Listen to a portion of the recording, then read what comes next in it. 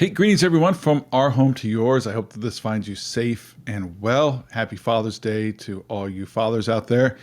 And remember that biology doesn't make you a father. That's a shout out to all you stepdads. Our scripture passages for today come from Matthew chapter 19, verses 16 through 26. And this is a very familiar passage about the rich man that refuses to give up everything and follow Jesus.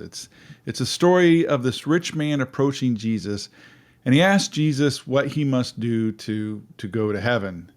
And Jesus says, keep the commandments. And then this man kind of brags in a way, maybe in a way he lists all these good things that he has done. And he says that he has kept all the commandments. And I think that's a pretty bold statement, even for someone in Jesus's time that was a ruler, as some Bibles say. And so because this man says this, then Jesus, and as I imagine it, says with a little snark in his voice, he says, well, then if you want to be perfect, then go and sell everything you have and give the money to the poor and follow him. And I think that sometimes we forget that Jesus probably had a little snark to him when he's dealing with us humans, when he's kind of losing his patience at how silly and selfish we can be.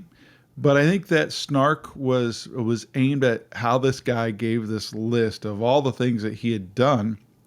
And I imagine him kind of saying it as that he was bragging. Matthew records that the man, the rich man, went away sad because he had a lot of possessions, meaning he wasn't willing to give up, no matter how good he was and how many of the commandments that he had kept, he was not willing to give up his possessions.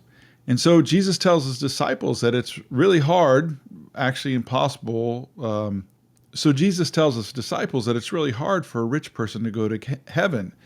And while Jesus doesn't explain, himself or explain what he means or what that statement meant, we can infer that it may be the greed and the love of money and possessions that hold rich people back from entering into the kingdom of heaven.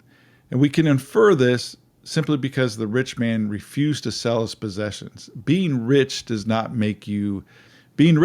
stop you from going to heaven, but the greed and the love of those material possessions and not willing to part with them for the sake of Jesus and for the sake of the kingdom are what can stop you possibly from going and entering the kingdom of heaven. So part of this also may be due to the idea that in Jewish theology, if you were rich, it was because God had blessed you. And so if you thought you were rich because God had blessed you and had been blessing those, folks with riches and blessing you with riches, then why change? You're good enough in God's eyes to be rich because he's blessing you, then why change and follow Jesus? So he's following God in the Jewish tradition, and Jesus is saying, follow me in this new tradition. And so the man was unwilling to change. Now remember, he was following God the way he knew in his tradition. He was unwilling to follow Jesus. So then Jesus' disciples, and the point of this passage, I think, Jesus' disciples hear that and they ask him, well, then who in the world can be saved? And the scriptures say that Jesus looked at his disciples intently and said, humanly speaking, it is impossible, but with God, everything is possible. So this point is quite astounding, and it's quite simple. But this point also takes all the pressure away, but it gives us more stress sometimes, right? There's nothing that we can do to make it into heaven. It's impossible, except with God. I think the context is that we cannot earn or buy or bargain our salvation.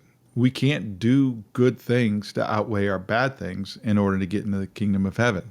We can't even stop doing bad things to get into the kingdom of heaven. It is only God that does the saving. And like I said, that's the hardest and the easiest thing about our religion, our walk, and our journey with Jesus. There's nothing, humanly speaking, that we can do. It is humanly impossible. But thank God, with God, all things are possible. When we put the salvation idea aside and we think about that statement or that promise that Jesus makes, with God, all things are possible, think about the life that we can live with that idea. Think about the hope that we can have in our lives with that idea, with that promise, with that statement. If we truly believe it, think about the great things and the great life that we can have. So the question is, do you live your life like all things are possible with God? I mean, we should, right? I mean, sometimes I sit back and I'm truly amazed at the things God has done in my life and in the life of people around me.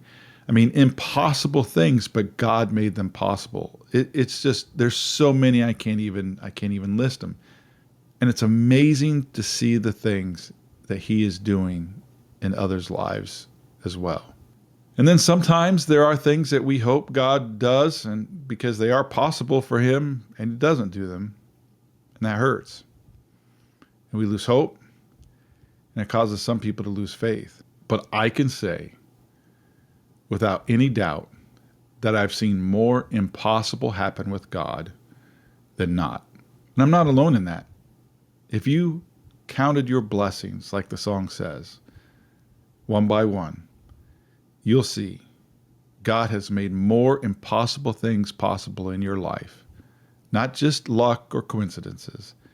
God has made many things possible in your life, if you just see it the way He saw it.